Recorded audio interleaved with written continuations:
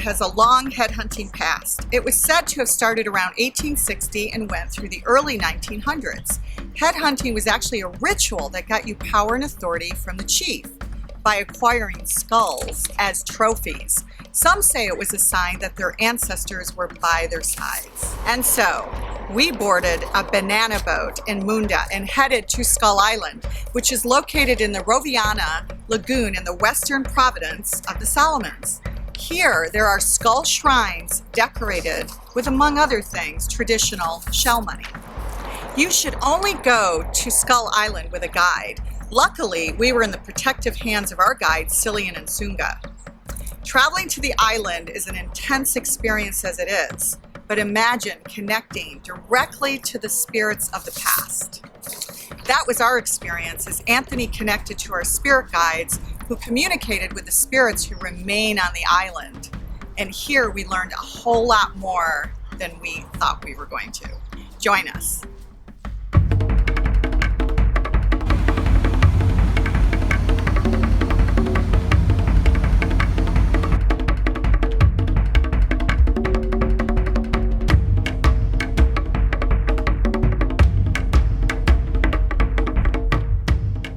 Heard of Skull Island. It is a place that actually exists in the Solomon Islands, which is a group of islands in the South Pacific, and you can come to Skull Island because that's where we're going now.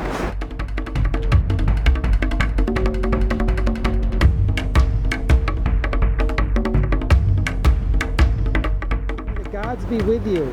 Gods and goddesses, of course, and plus, look who we have here, Ellison from Solomon Islands. Yes. I feel very protected.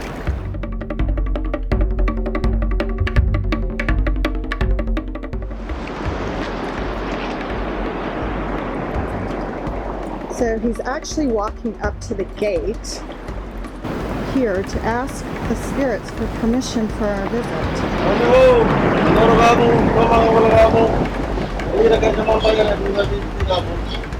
This is sacred land for them.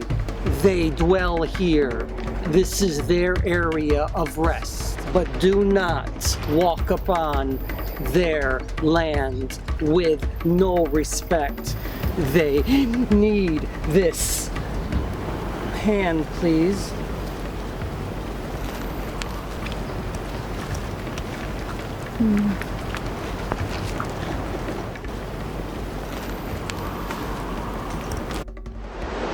This is a place sacred. They play in the trees. Fairies? No, the spirits. A place holy for the dead.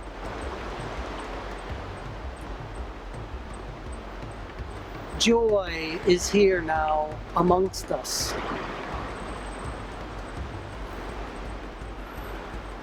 Respect is given, love is given. The guide here is of love. You are of light. You are of God. We appreciate your honoring of this area. You are guardians of these islands. They are sacred. You protect them.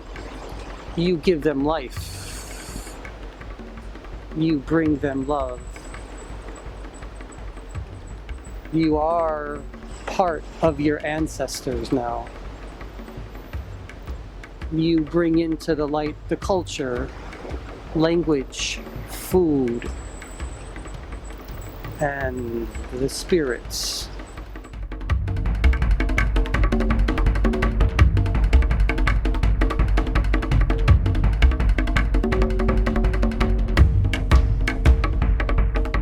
What was it like when I took your hand, and what did you feel? Feel my hair is standing up. You felt all the hair standing up on your arms. And I feel somebody was just around us. Right. Like, when did you know that your grandfather that this had happened to him? Was this something that was like passed down to your, passed down in childhood storytelling? Because that has to be really hard to share something like that. From the next generation, pass it to a grandmother, and our mothers, and our fathers, and to us. So it didn't matter. It's not like they were after one tribe. It just was ahead. Mm-hmm. That's ahead. To show their, Yeah. I guess, their power. I don't know. Yeah. The more you get, yeah? Yeah, the more you get, the more Power you your power you get. Yeah. Because and that's Spiritually. and that's why they have to bring the bossor, like the sacrificial baby. They have to bring it with them, just to eat the baby. Is there anything that you guys just want to add, like that you think people should know about Skull Island that hasn't really been said? Before we're too late, we should make it more stronger to protect this island, because that's the only island remain in this area. So my feeling is maybe silly and all of us. It's like, we need to really very protect this island from the other generations coming, because even the kids now, they never go to that island. Even the women here, or whoever in the village, they don't know what is in Skull Island. Mm-hmm. Only few people like us, because we came